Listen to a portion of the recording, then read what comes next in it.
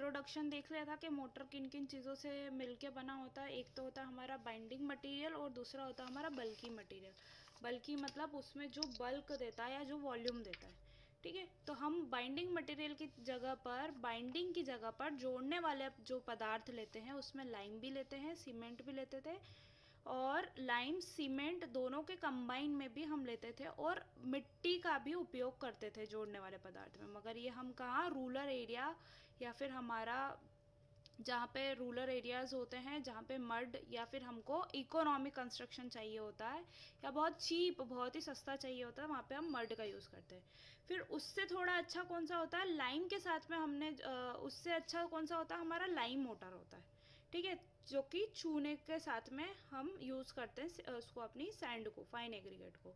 फिर लाइम से थोड़ी सी ज़्यादा अच्छी हमको स्ट्रेंथ चाहिए तो हम क्या करेंगे, उसमें लाइम में सीमेंट ऐड कर देंगे, ठीक है। तो कौन सा मोटर बन जाएगा हमारा, lime cement motor.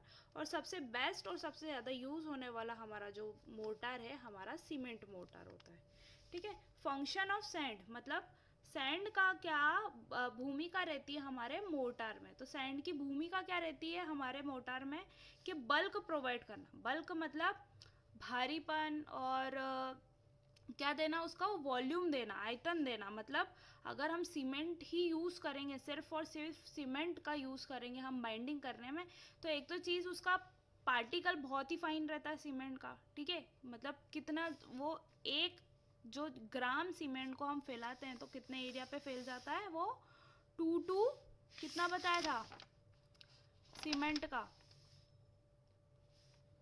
2230 I guess, क्या मैडम? सेंटीमीटर स्क्वायर एरिया पे शायद सीमेंट हमारा फैल जाता है। मैंने बताया था आपको सीमेंट का, हमने वो करा था,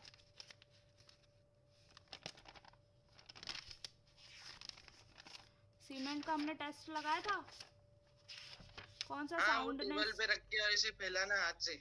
हाँ लीचैट, ये फाइननेस टेस्ट, ठीक है। तो इसमें क्या था हमारा, 2250 सेंटीमीटर स्क्वायर पर ग्राम।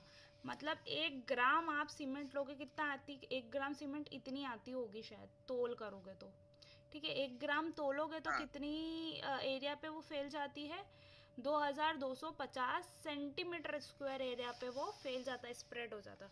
तो इससे हम क्या देखते हैं कि अगर हम हमारा सिर्फ सीमेंट ही यूज़ करते हैं हमारे बाइंडिंग मटेरियल, मतलब जोड़ने वाले पदार्थ के रूप में, तो हमारा बल्क नहीं मिलेगा, वॉल्यूम नहीं मिलेगा। मतलब ज़्यादा से ज़्यादा हमारी सीमेंट क्या हो जाएगी, यूज़ हो जाएगी।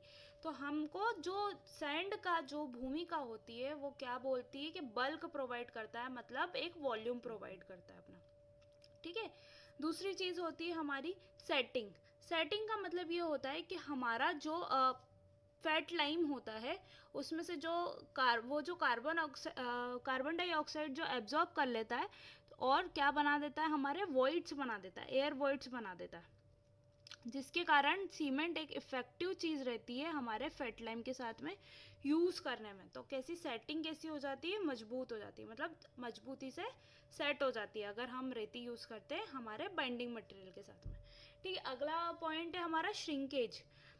क्या होता है, हम अगर एक ही तरह का बाइंडिंग मटेरियल यूज़ करेंगे तो वो सूखने के बाद में क्या हो जाएगा, सिकुड़ जाएगा। तो इसलिए हम क्या करते हैं, हमारे सैंड यूज़ करते हैं, ताकि जो पार्टिकल रहे, पार्टिकल मतलब ग्रेन टू ग्रेन, ग्रेन क्या मतलब एक एक रेती का पार्टिकल दूसरी रेती का पार्टिकल, ये श्रिंक इतने नहीं होंगे, ये इतने श्रिंक नहीं होंगे, बस इनके बीच में जो मटेरियल है वो श्रिंक हो जाएगा। तो श्रिंक तो होना उसकी प्रॉपर्टी, क्योंकि क्या करेगा, वो बाइंडिंग करेगा, दो मटेरियल को जोड़ के रखेगा। तो ऑब्वियस सी बात है कि क्या होता है, कुछ ना कुछ सिकुड़न होती है। तो सिकुड़न जो होती है हमारे, अगर पूरा मटेरियल हम पूरा सीमेंट का बनाएंगे, अगर ये पूरा मोटर मैंने सिर्फ सीमेंट का बनाया, इसमें रेती मिक्स नहीं की, तो क्या होगा, हमारा श्रिंकेज आएगा। मतलब कहीं ना कहीं हमने अगर इतनी सीमेंट डाली है तो सिकुड़ के इतनी हो जाएगी या फिर इतनी हो जाएगी, मतलब वॉल्यूम घट जाएगा।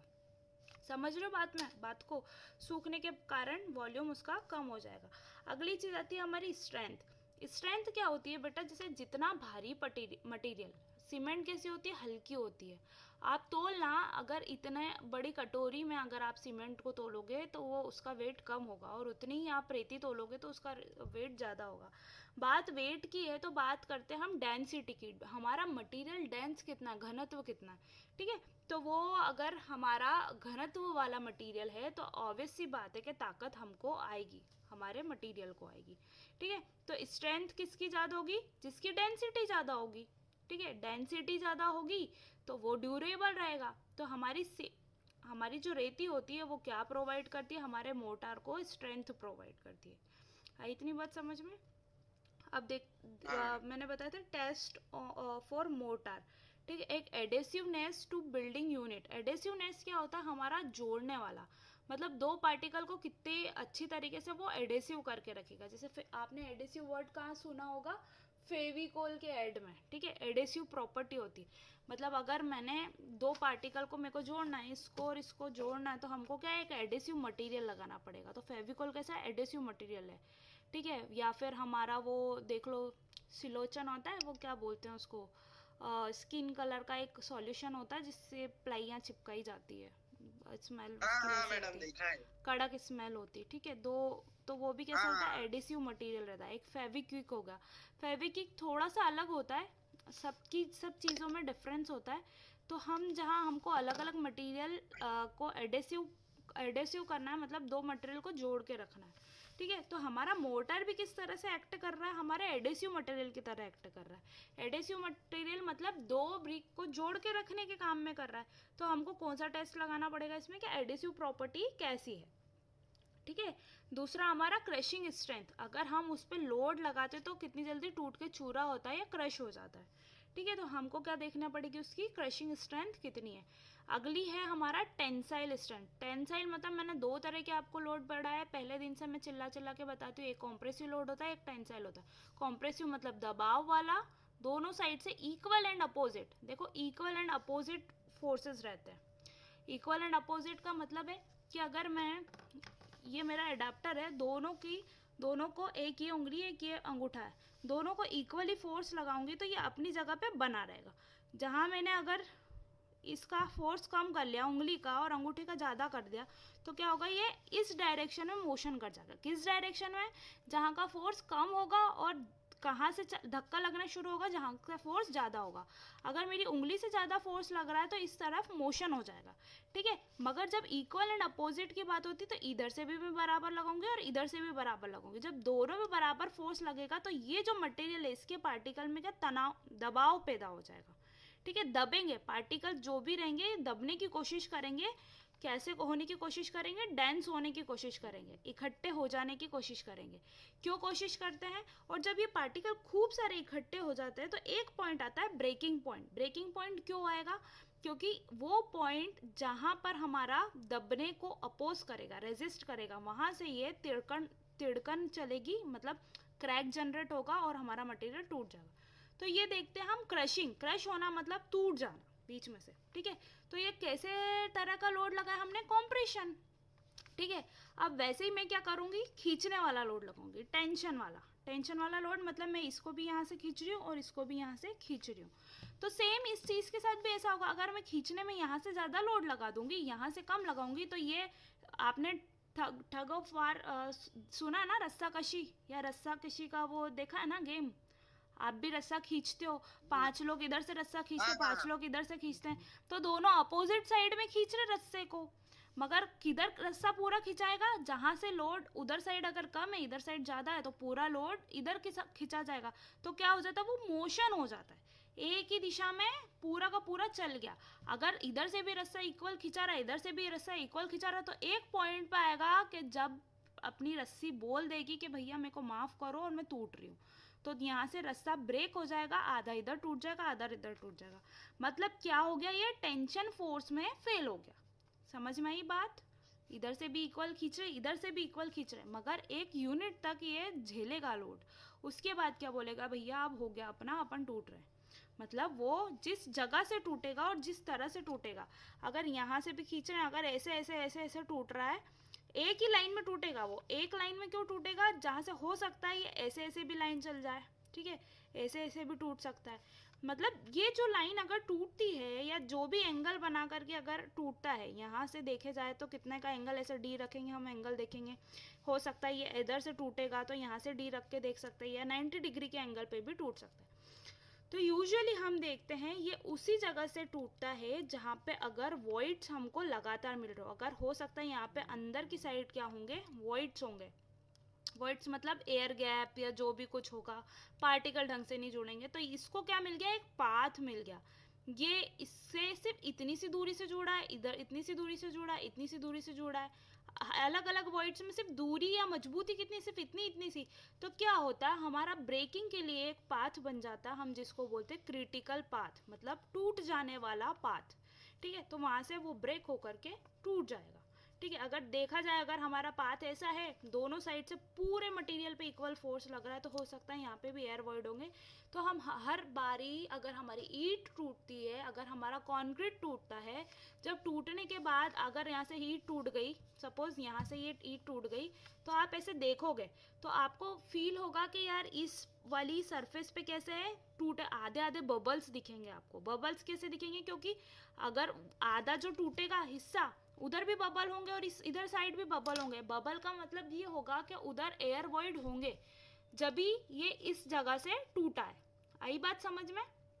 मतलब कुछ ना कुछ पूरी बॉडी का देखा जाए तो जिस सरफेस से वो टूटेगा वहां पर कुछ ना कुछ खाली जगह, गैपिंग या एयर वॉइड्स होते हैं। ठीक है, तो टेंसाइल स्ट्रेंथ का भी हम क्या करेंगे, हमारे मोटार पर टेस्ट लगाएंगे।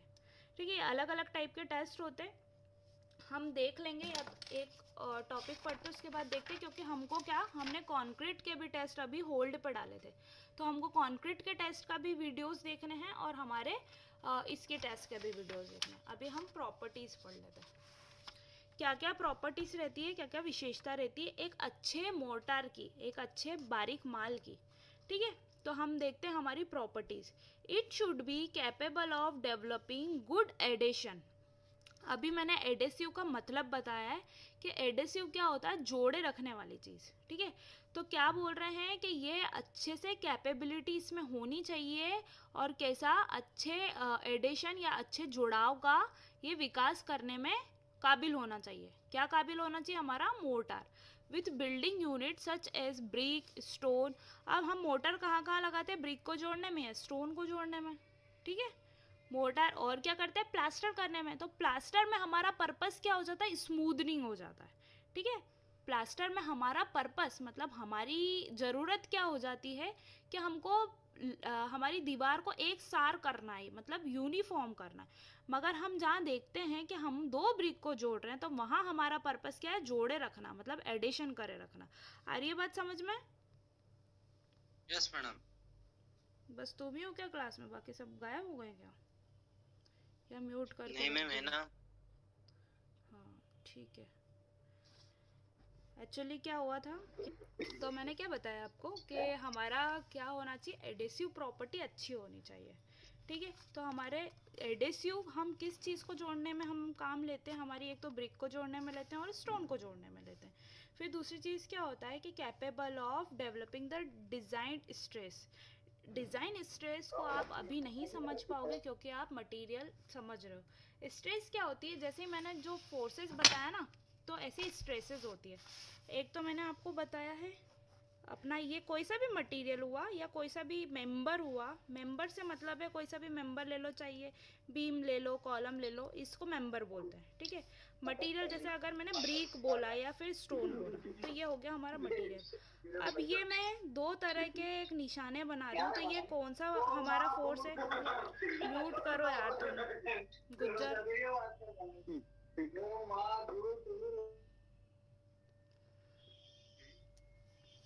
तो ये कौन सा तरीका का हमारा फोर्स हो गया, कॉम्प्रेसिव।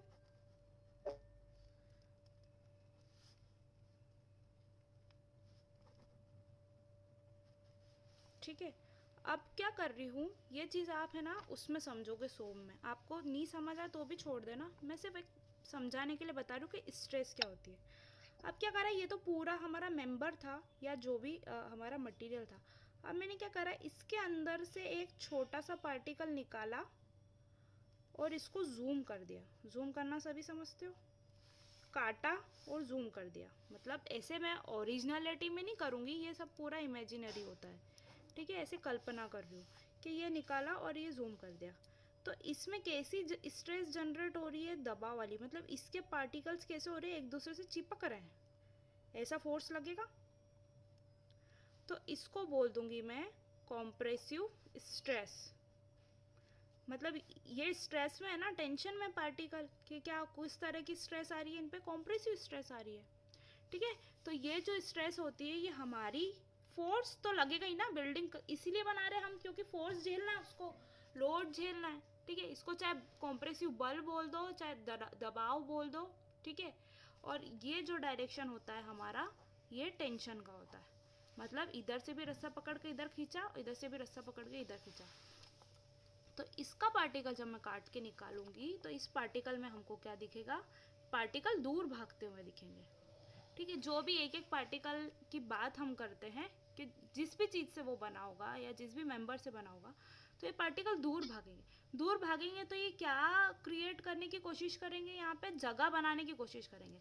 अब देखो मैं क्या कर रही हूँ, ये इस पन्ने को खींच के इधर खींच रही हूँ, इधर से इधर खींच रही हूँ, तो क्या होगा, कुछ ना कुछ पार्टिकल आधे इधर भागेंगे आधे इधर भागेंगे, ठीक है, जिधर फोर्स होगा, और बीच में क्या बन जाएगी, जगह बन जाएगी। तो वही चीज़ मैंने बताया कि जगह बन रही है, मतलब हमारा क्या बन रहा है, वॉइड्स बन रहे हैं, ठीक है। और जगह बन गई, और अगर वॉइड्स बन रहे हैं तो वॉइड्स क्या होंगे, ब्रेक हो जाएंगे। तो जहाँ से आधे पार्टिकल इधर भाग गए, आधे पार्टिकल इधर भाग गए, और इस प्लेन के अराउंड अलोंग क्या हो गया, हमारा ब्रेकिंग पॉइंट हो गया, ठीक है।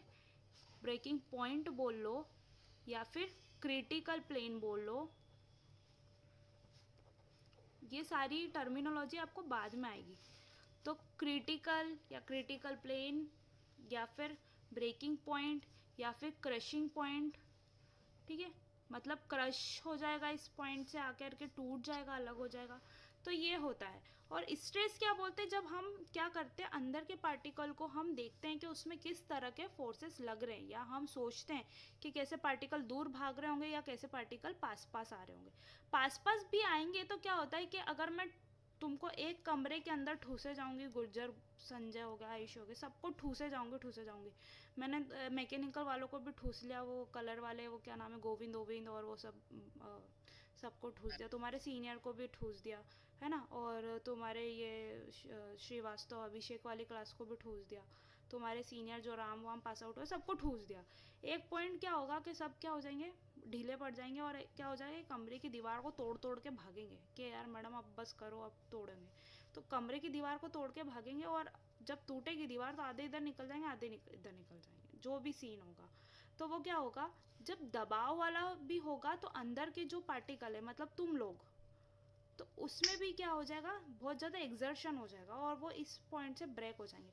और अगर मैं खींचूंगी भी, अगर तुम्हारी बॉडी को मैं टांग से खींचती हूँ और सिर से खींचती हूँ, तो एक पॉइंट आएगा जहाँ से वो क्या हो जाएगी, ब्रेक हो जाएगी, ठीक है। तो तुम्हारे जो लीवर है और जो थाई की जो मसल्स है, उसमें क्या हो जाएगा, दोनों अलग अलग भागेंगी, ठीक है। और अलग अलग भागेंगी तो आपके जो पेट की जगह या नाभि की जगह से क्या हो जाएगा, ब्रेक हो जाएगा, तो तुम्हारी बॉडी एकदम अलग अलग हो जाएगी, ठीक है। तो ऐसे ही देखते हैं कि पार्टिकल, मतलब लीवर एक पार्टिकल हो गया और आपकी थाई एक पार्टिकल हो गई। तो कोई सी भी बॉडी है या कोई सा भी स्ट्रक्चर है, हमारी पूरी बॉडी से बना होता है। उदाहरण था, इमेजिन मत कर लो, ठीक है।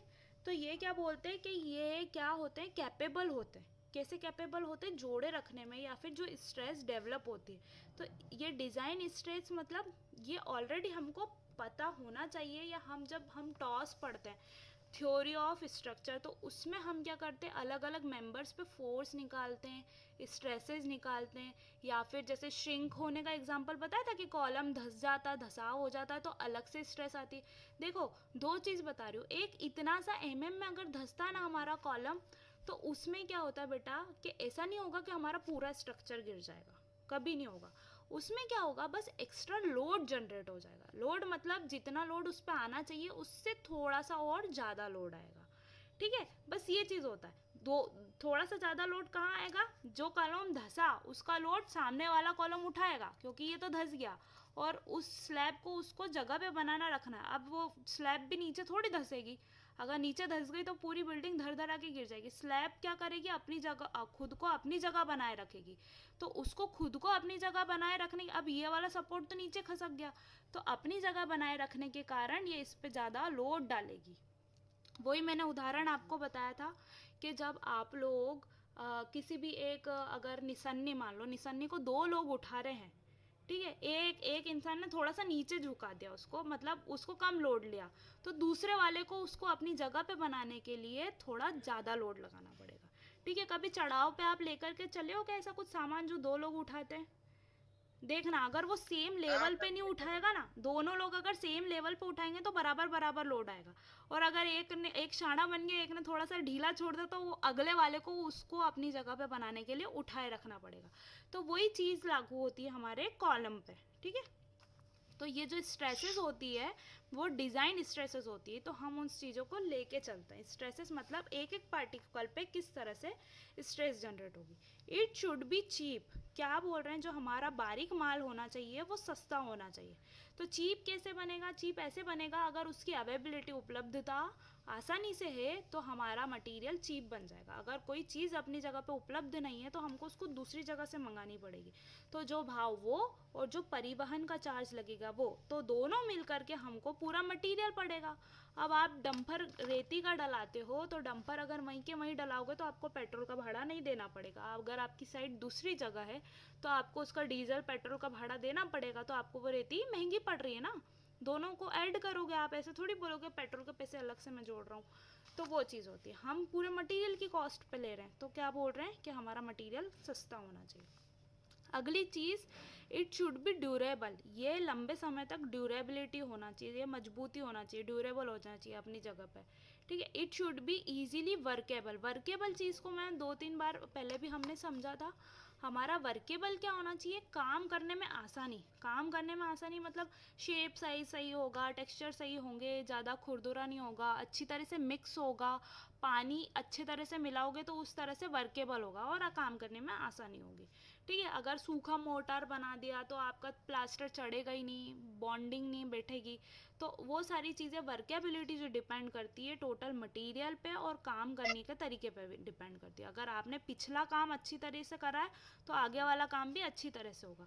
अगर आपने मट्ठेपने करे हैं, अगर मटेरियल लाने में कंजूसी करी है और काम करने में मट्ठेपने करे हैं, तो आपका आगे का काम भी वर्केबल नहीं होगा, मतलब आसानी से नहीं होगा। आई इतनी बात समझ में? प्रॉपर्टीज एंड यूजेस में तो आप मन से भी लिख सकते हो इसको, चाहे हिंदी में, चाहे इंग्लिश में, चाहे मिक्स लैंग्वेज में। ठीक है, यूजेस समझते हैं हम, यूज क्या होते हैं, इसके उपयोग क्या होते हैं। तो बताओ भैया, बारीक माल कहाँ कहाँ यूज होता है? गिनाते जाओ सब एक एक। मैडम ईंटों की जुड़ाई में, ईंटों की जुड़ाई में, प्लास्टर में, सब तुम ही गिना दोगे क्या? दूसरों को भी बोलने दो। सॉरी, ईंटों की जुड़ाई, प्लास्टर, और तीसरा पत्थरों की जुड़ाई में। ठीक है, पत्थरों की जुड़ाई में, और पवन को कट कट की आवाज आ रही है, मैं तो नेटवर्क में हूँ।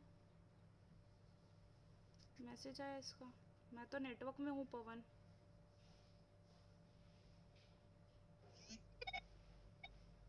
आप छत पे जाओ। चलो देखते हैं हम uses. Mortar is workable paste used to building blocks such as stone और ब्रिक्स। मोर्टार क्या है? वर्केबल पेस्ट होता है जो काम करने में आसानदायक रहता है, ईंटों को और पत्थरों को जोड़ने के काम में आता है। कॉन्क्रीट मैसनरी यूनिट्स टुगेदर, मतलब अगर हमने कुछ कॉन्क्रीट का बनाया है, वो अनइवन है, तो हम उसमें भी मोर्टार लगा करके पेस्ट कर सकते हैं। Filling and seal the irregular gaps between them, अगर हम मरम्मत की बात करें या फिर जो कोने बनते हैं हमारे दो बिल्डिंग के बीच में, जैसे चलो मानो उदाहरण के लिए हम समझते हैं कि हम तरापे बांधते हैं।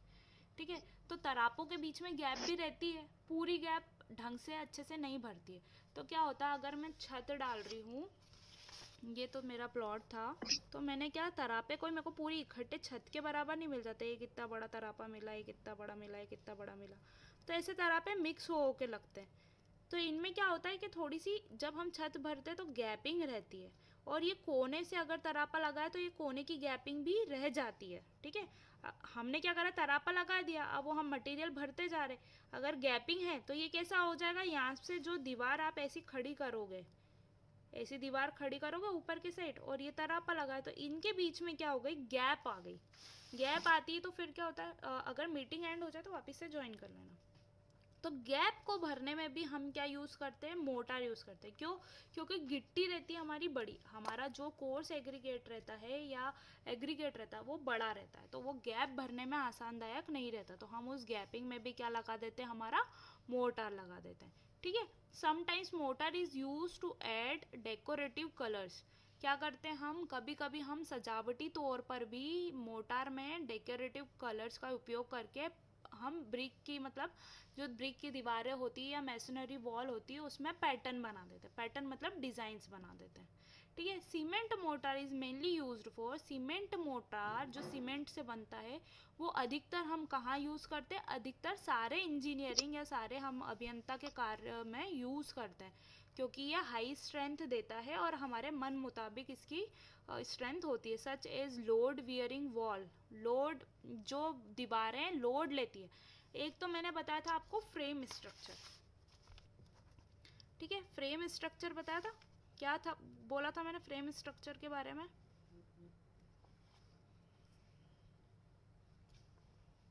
मैडम फ्रेम स्ट्रक्चर वो स्ट्रक्चर होता है जिसमें एक के ऊपर एक स्टोरी बनती है। हाँ, इसको बीम कॉलम स्ट्रक्चर भी बोलते हैं। जो आजकल आप जो भी बिल्डिंग देखते हो वो पहले स्टार्टिंग में कैसे आपको ऐसी बीम कॉलम ही दिखते हैं, ठीक है। ये दूसरी स्टोरी का बीम कॉलम ऐसे ही दिखते हैं, दीवारें दिखती है क्या उसमें, नहीं दिखती है, दीवारें बाद में बनती है। नहीं। तो ये कैसे दिख रही है अपने को, सिर्फ फ्रेम फ्रेम दिख रही है, तो इसको बोलते हैं हम फ्रेम स्ट्रक्चर, या आम भाषा में हम बोल सकते हैं beam column structure,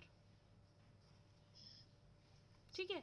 beam column structure ऐसा नहीं छत डली रहती है इन पे, बस दीवारें नहीं रहती, पार्टीशन नहीं रहता, कोई डोर विंडो नहीं रहती है, कोई किसी भी तरह का कुछ नहीं रहता। ये था हमारा फ्रेम स्ट्रक्चर, ठीक है। ये पहली छत, ये फिर कॉलम, फिर ये बीम, फिर उसके ऊपर छत, फिर कॉलम, फिर बीम, फिर उसके ऊपर छत। तो ये हमारा क्या है, फ्रेम स्ट्रक्चर है। मतलब मैं इसको कैसे देख रही हूँ, इसमें जो हमारा मेनली हमारा लोड बियरिंग मेंबर्स है वो कौन से होते हैं, हमारे बीम कॉलम होते हैं, ठीक है। मतलब छत किस पे लोड डालती है, सीधा सीधा बीम पे, और बीम किस पे लोड डालते हैं, कॉलम पे डालते हैं, ठीक है। मतलब एक बीम के दो बीम, जो एक अगर मैं इधर कॉलम खड़ा कर रही हूँ, इधर कॉलम खड़ा कर रही हूँ, तो इसके ऊपर क्या रखूँगी, एक बीम रखूँगी, ठीक है। ऐसे पीछे के साइड भी हुआ होगा, ये एक कॉलम एक बीम, तो ये पूरी छत ऐसी कैसी रखा गई होगी, देखो विजुअलाइज करो इसको, 3D में समझ लो। ये पूरी छत काय पे रखा गई है हमारी, एक ये वाला बीम,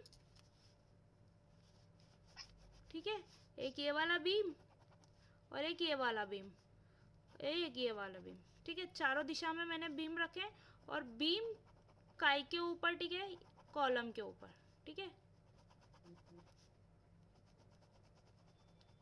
ठीक है। एक कॉलम ऐसे खड़ा करा, एक कैसा करा, चार पहले कॉलम खड़े करे और फिर इन चारों के ऊपर मैंने बीम बिछाए, फिर क्या करा, ये छत डाल दी, ठीक है। तो ये छत का लोड किस पर आया, सबसे पहले कॉलम पे, सॉरी बीम पे, फिर बीम का लोड किस में आया, कॉलम में, और फिर कॉलम ने कहाँ ट्रांसफ़र कर दिया, हमारी नींवों में, ठीक है, जो गड्ढे के अंदर हमने खोद करके बनाई थी। विजुअलाइज हो रहा है, समझ आ रहा है, इमेजिन हो रहा है?